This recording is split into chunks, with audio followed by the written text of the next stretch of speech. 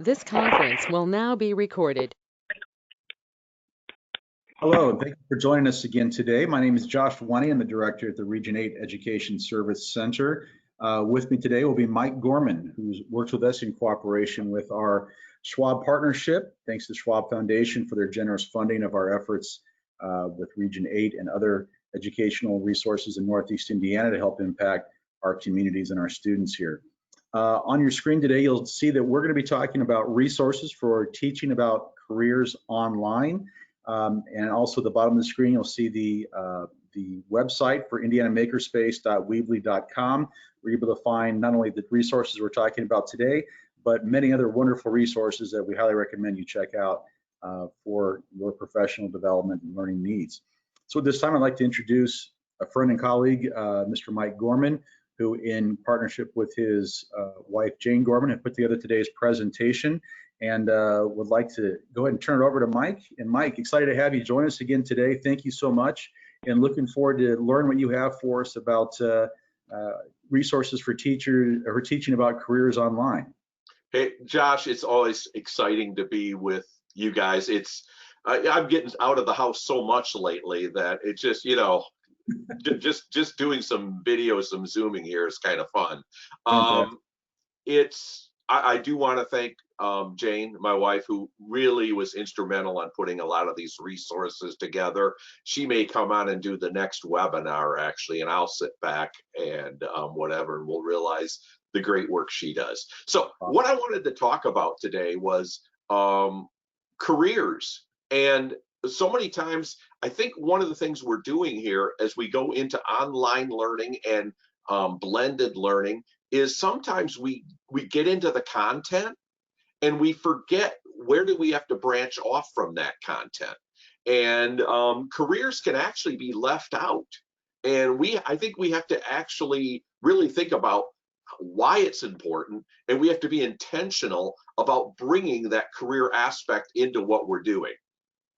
One of the formats we're following at the Makerspace consortium is we're looking at something put out by our partners at myaskonline.com, and I invite you to go to that site of what they're using when they take students through the process, getting to know what you like, knowing how to connect what you like to what's out there, then learning how to select and of course invest and then go with it. And we'll be talking about more about that in future webinars, but I just want to let you know that that is something we are constantly looking at, and I really suggest that you might want to go take a look at that site to get some more information on that.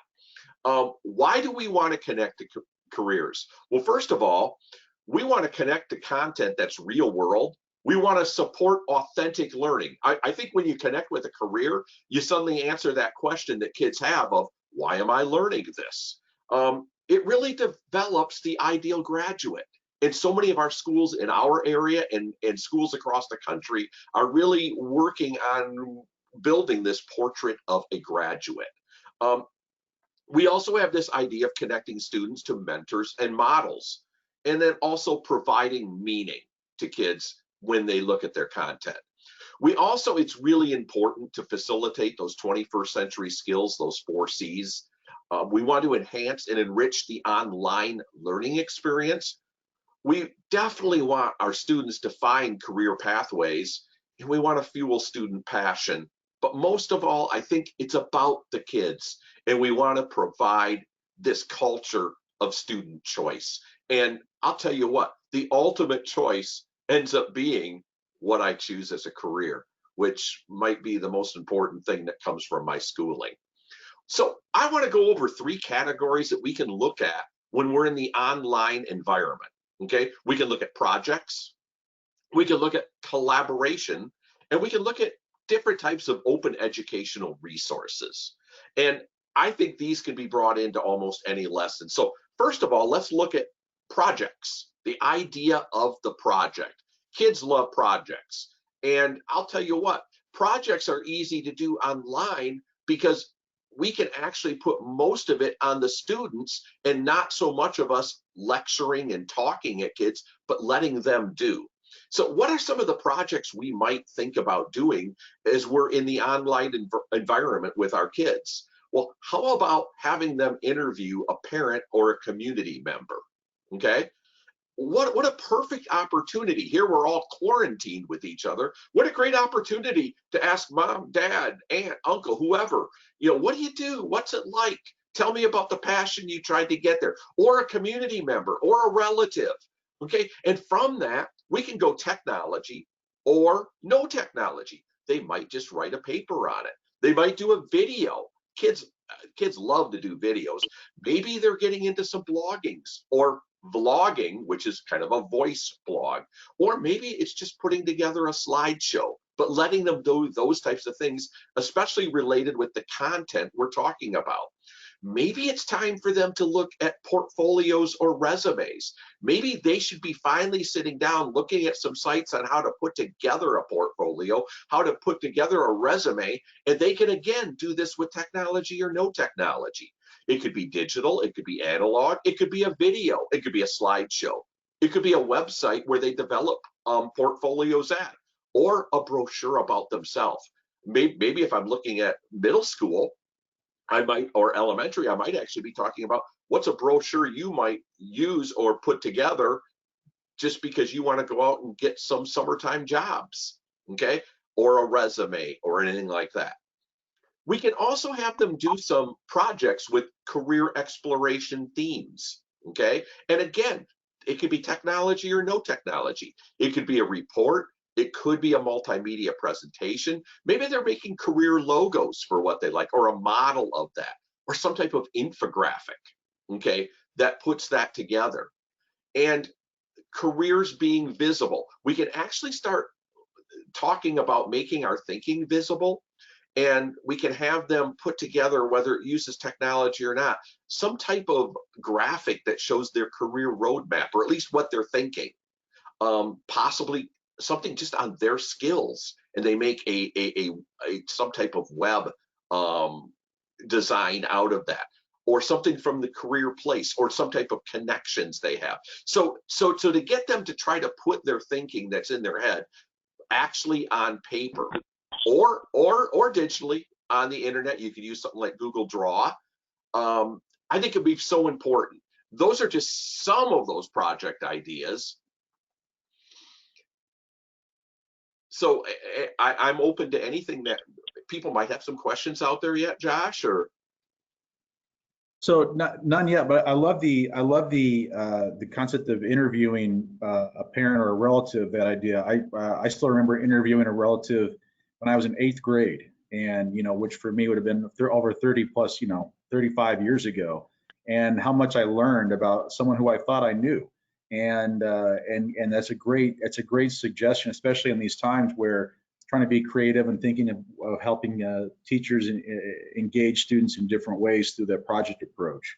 And I love also the comment about the ultimate choice for students, that being for student choice, their ultimate choice is the career that they make and that they choose. So I appreciate you, suggesting both of those options. We do have one comment that popped up.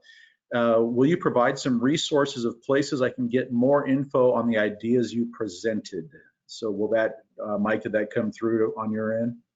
Yeah, and so what we will do through this whole presentation is at the end, below the presentation or on the same page where you are watching this video, we're going to have a handout that's going to have all of those links live for you. In fact, that's what Jane's putting together today, and that will all be part of this whole presentation.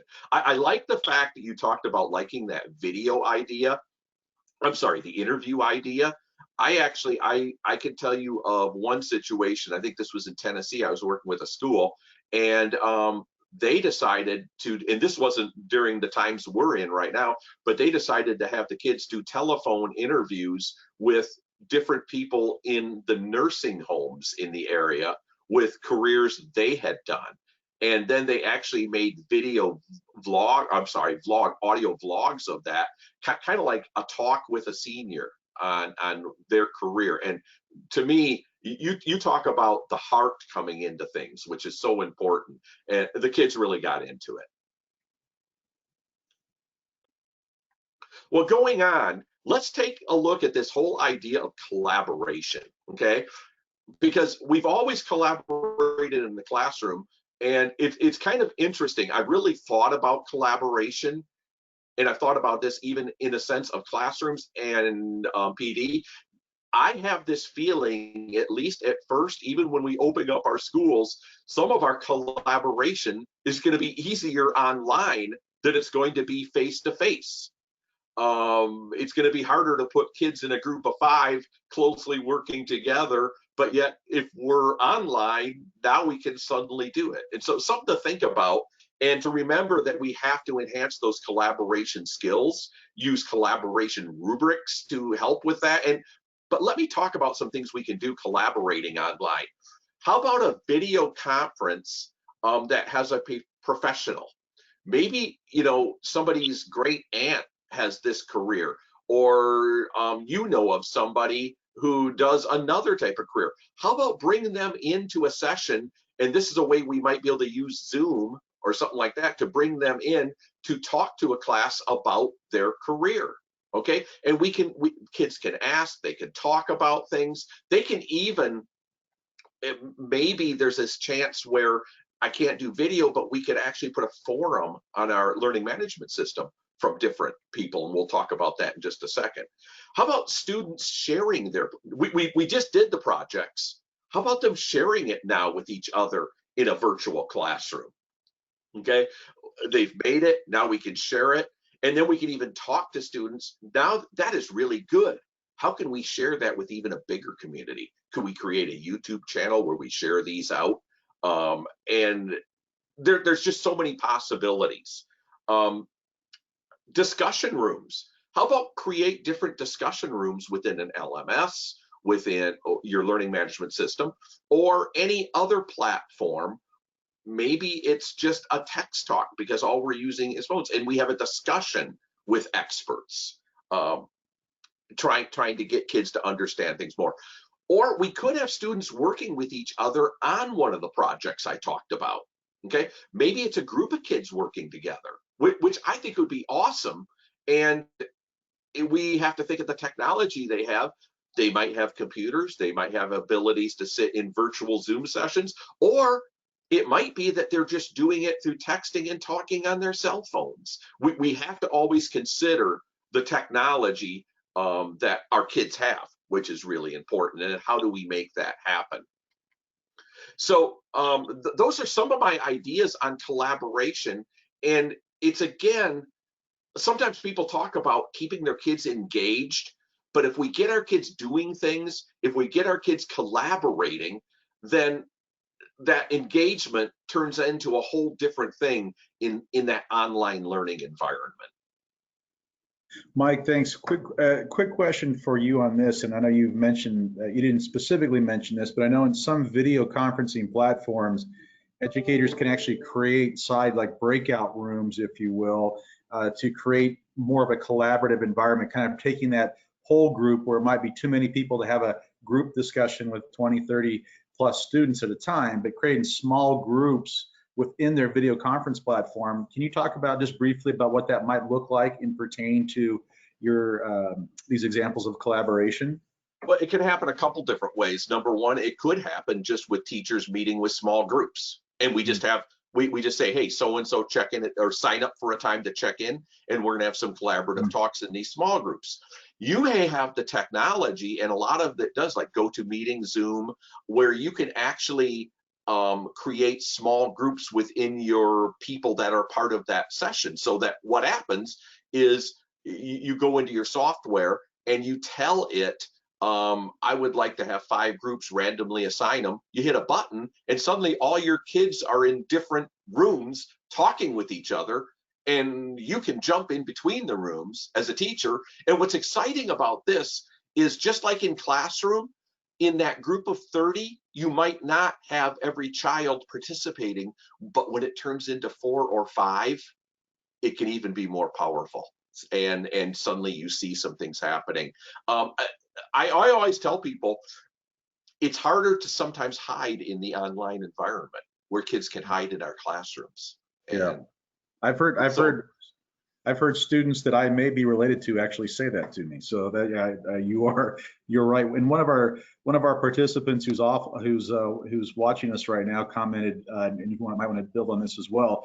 Obviously, not every school or student has access to the Zoom and the GoToMeeting type technology. Some might have to use even email or texting because that might be all that they have available to them to collaborate. Not sure if you wanted to expand on what that might look like or not, but just for our listeners, there's other options, even if you are a school system that doesn't necessarily have the video conferencing software like we're using right now. And that's why I said earlier, we always have to consider the technology our kids have. That is so important. And there are, I can talk about and maybe we need to have a session on this sometimes, but I could talk about even just cell phone technology where we can get 4 or 5 people talking together in a conference call, and it's part of most cell phone technologies packages. It may be that our kids are even more limited on this, and we have to have something where we say, tell you what, have a time chatting with each other just in a text room. Okay, just texting with each other using your cell phones and whatever. But the bottom line is, we always have to play to that lowest common denominator. We have to know the technology, but let's be creative. Let's find creative ways to make that happen, playing with that sometimes lowest level of technology. One last comment, Mike, before we move on from another one of our participants is this could even be a whole nother conversation, not that we have to talk about it now. Trying to also re-educate our parents on, we've tried to tell parents about the value of screen time and limiting screen time, and there certainly is value in that. But at the same time, now we're having to ramp up screen time for educational purposes. So trying to actually educate parents about the appropriate level. How do we help inform them of the right amount of screen time, especially when balanced between educational purposes or versus entertainment purposes? And so, again, not that you have to comment on that today, but one of our participants commented on that. I think it's a really valuable point, is making sure that our parents know that screen time can be a positive educational tool when used appropriately and in moderation. I think that's a great point, Josh, because so many times what happens is we've given this screen time type of idea sometimes a negative connotation, but what we sometimes regard, usually those negatives are more in the student or the participants being a passive member. And if my screen time is me being interactive, myself being a producer, not just a consumer of information, now we're talking a whole totally different thing. And I think we have to because the last thing we want is somebody 6 hours a day at a screen being passive with it. They have to interact. Thank you. So as we get into our next type of thing, there are open educational resources out there, and I thought I would include just a few, and we'll actually throw a few more on the actual document that we give you. But you might want to take a look at some of these. I think it's really surveys and statistics. I think it's really interesting for kids to go in, and you can go into the U.S. Bureau of Labor Statistics, and you can look at not just income levels, but you can actually look into projections. And to me, if I'm going to go into a career, the last thing I want to do is find out that there's a great career 20 years ago in somebody who repairs computer mice. Because guess what? We're all using trackpads for the most part anymore. And so the U.S. Bureau of Labor Statistics not only gives us demographics in that way, but also tells us what's available, what they are projecting to see available in the future. And I'll tell you what, this could really change quite a bit here in the next couple of years. Career One Stop has a bunch of great lessons and activities that kids can use, that teachers can use. Your free career test is another wonderful one that really gets kids. And what I tried to do on some of these, like your free career test, what I looked for was ones that didn't make, so many times you can get in some of these and they're not behind secure doors. And I'm not saying any of these are, But what I am saying is I didn't make me put in an email or my name or those types of things. And so I saw that in your free career test. And also the STEM study quiz was really quite good, trying to find out where you are as a student in some of your interests that might fit into the STEM fields. Also, there's videos out there that we can include in our lessons, or we can post on our learning management system and have the kids watch and then have discussions about PBS learning. And what I've done, and when you go to the website, these are kind of long links. Don't worry about that because it'll be a hot link when you go to the website. But what I tried to do is I tried to drill down a little bit for you so that when you go to PBS Learning Media, and these are all free, okay, you can actually get into some of their career things. And the same thing with YouTube. That's a link that actually drills down a little bit for you. Career One Stop has some great career videos that they put out. And I'll tell you what, TED Ed and TED Talks has some great things that I think students can be looking at, not just based on careers, but based on passions. What's it like to go after your passion? So start thinking about not just the career aspect, but what are the characteristics of being good at a career and being excited about a career, and to hear from some of those people. And I think kids really need to hear some of that stuff. Of course, makers, we do a lot with STEAM and STEM. And so I found some things in the career STEM site which had some really good videos from people that are in the STEM careers. The Lemelson Center, which is actually part of the Smithsonian, has some really good things on inventors, because I think the inventor mindset, or that maker mindset, that type of design thinking that goes in that actually goes into almost any career. I also saw some of these great things on the History Channel's list of both papers and videos. And the Exploratorium out in San Francisco, if any of you've ever been to, is an amazing place. And they have this great collection of people they call their tinkerers, and what their type of avenue has been and their passions have been. And the last thing in the open educational resources I want to talk about is Ask. And I've got the about part, and when you go there and you click on the lessons, they have got some wonderful lessons for every grade level, hitting those 5 points that I talked about, starting with no at the beginning of this presentation. And what I love about it is you can go into their program and use their program, the entire program, which I highly suggest to do, or you can also take pieces that they have and say, I'm going to put this into my science lesson because this really has to do with some science occupation, that type of thing. OER Commons, that's the Open Educational Resource Commons site. What I did, and that's a long URL, that's why you'll want to have the link, is when you click on that, it's going to drill you down to the actual career lessons in these OER sites. Junior Achievement has some great, I thought I'd throw up, since our area, especially in makers, is middle school right now, I wanted to share with you some of their middle school supplements. Junior Achievement is also a partner and has some great things here, both on the local level and the national level. And then I really enjoyed reading this PDF document with these lessons. These were more for high school, I would say 8th grade up to 12th, When I Grow Up. And what I looked at is I sat there and I looked at the lessons, and I was sitting there thinking, you know something? A lot of these could be done online. Okay, they could be done together. There was just a lot of things there, and it actually might be more powerful sometimes than when kids are just all in a classroom together. And so I'm trying to bring out this idea that the strength, let's go to some of the things that the online environment brings us to that can actually be strengths. And this is just a couple. We'll try to show some more on there when we have the document for you.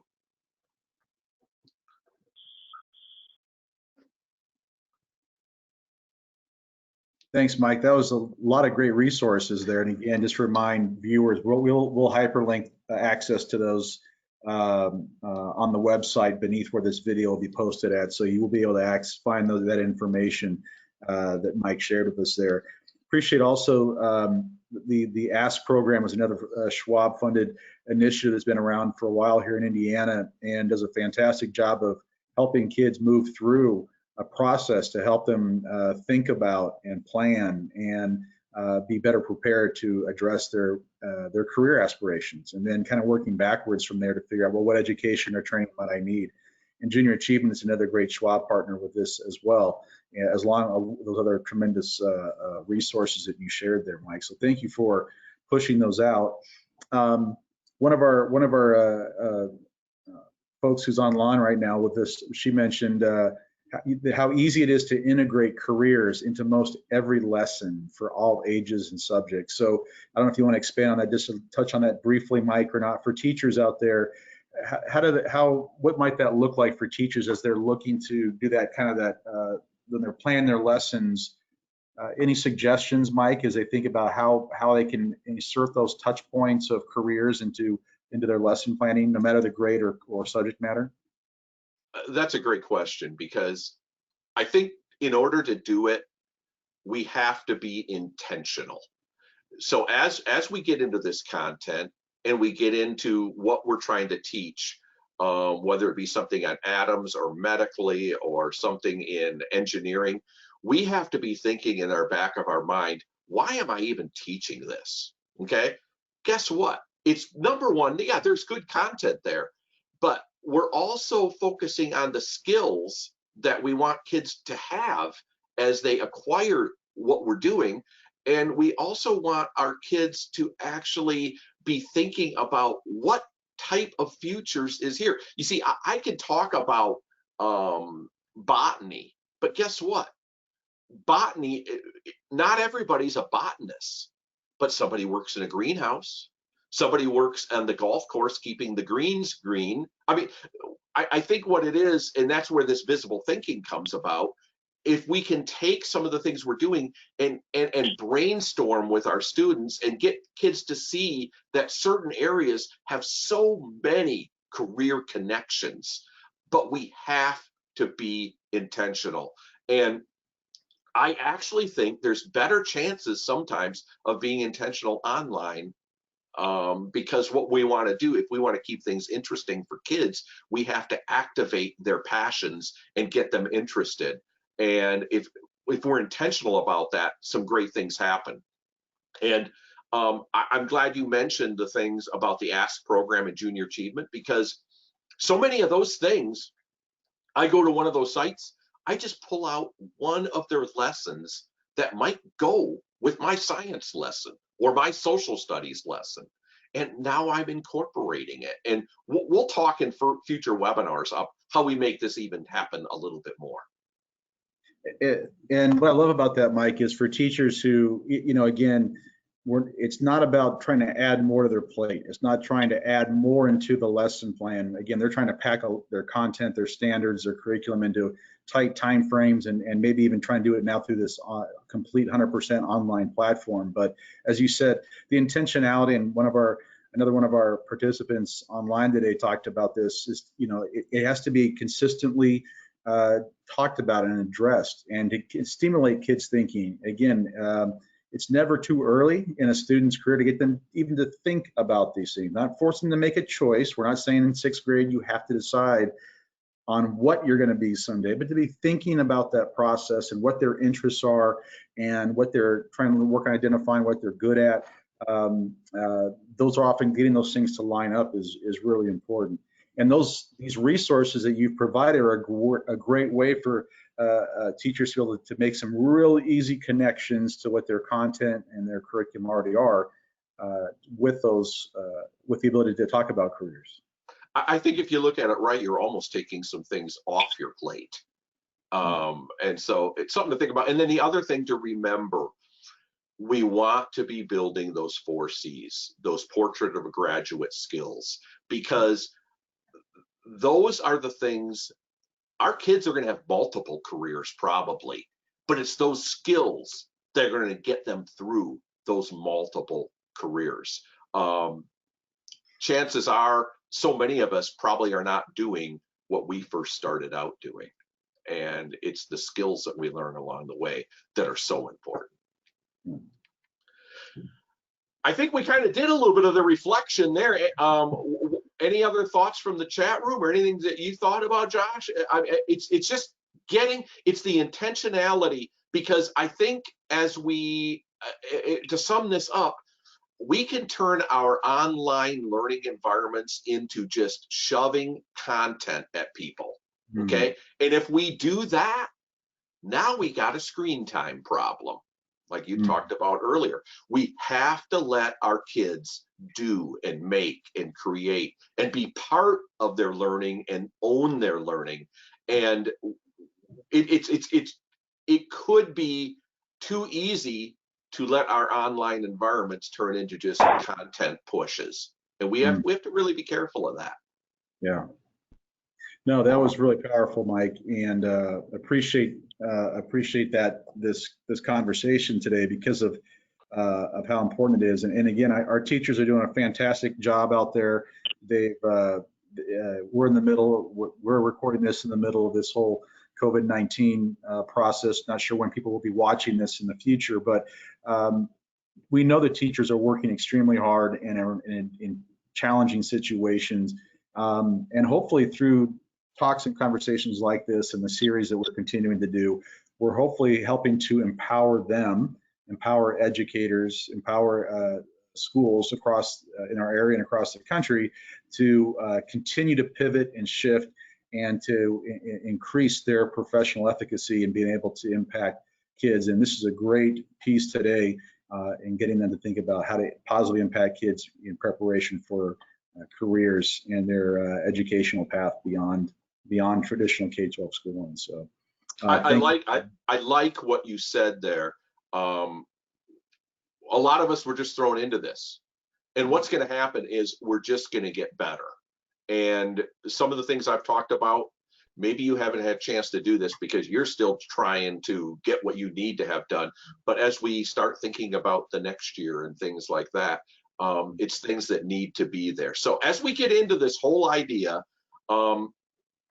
projects, collaboration, open educational resources, it allows us to do all the things that I talked about, these 5 very, very important things that we're all working on in the classroom, and now we want to make sure that we're working with them online.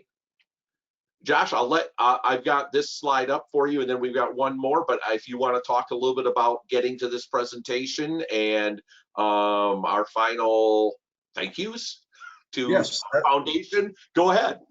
No, thanks, Mike. Again, Mike's on your screen right now is the link to the Region 8 Education Service Center website. That's at r8esc.k12.in.us. You can, once you're there, you can look under professional development. There's a drop-down menu for online learning, and you can find this and our other videos and resources that this team has been putting together and working on, and we'd love to have you check it out. They're free. Please feel free to share these with your colleagues as you see fit. Our goal is to help educators no matter where they are. So even though we're located in Northeast Indiana, no matter where you are in the world, we hope that you found this helpful in moving forward. And finally, again, just want to thank the Schwab Foundation for helping to make this possible. They were a part of a grant-funded initiative and effort, a collaboration that we're a part of with Region 8. At Region 8, we have the Makerspace Initiative as well as the Ask Initiative. Again, you can learn more about Ask at myaskonline.com. We'll be doing some videos on that in the future, but we'd love to have you check that out. Please take note of the indianamakerspace.weebly.com link below that's on your screen. And really want to thank Mike and his wife Jane for putting together today's presentation and presenting this information to us. We've got a great team with our Makerspace team. It includes Laura Smith and Chris Riley, my colleague Cindy McKinney back in our office, and also joining us today was from our Ask team was Steve Debker and Barb Cisco. And we've got a wonderful team. We're happy to be able to bring this content to you. And again, thankful to the Schwab Foundation for their funding of these initiatives and the many other efforts we've been able to do to impact teachers and students across Northeast Indiana. So with that, Mike, I'll turn it back to you for any final thoughts or comments before we sign off. Please share with other people. collaboration is so important. Also, make sure you look at our document because it's got all those links for you hot and you can go to. And you've got my email there. If you've got some other ones that we need to include in the future, or you have ideas on future things that we need to talk about, feel free to hit me with an email there. That's fantastic. Thanks again, Mike. Thanks again to Jane, who is listening, for helping put this all together, and to our teams that are out there supporting this work. And best wishes to our educators out there in the trenches with our students, making a difference every day. Thank you for participating and watching today, and hope to see you again in the near future. Take care. Thank you.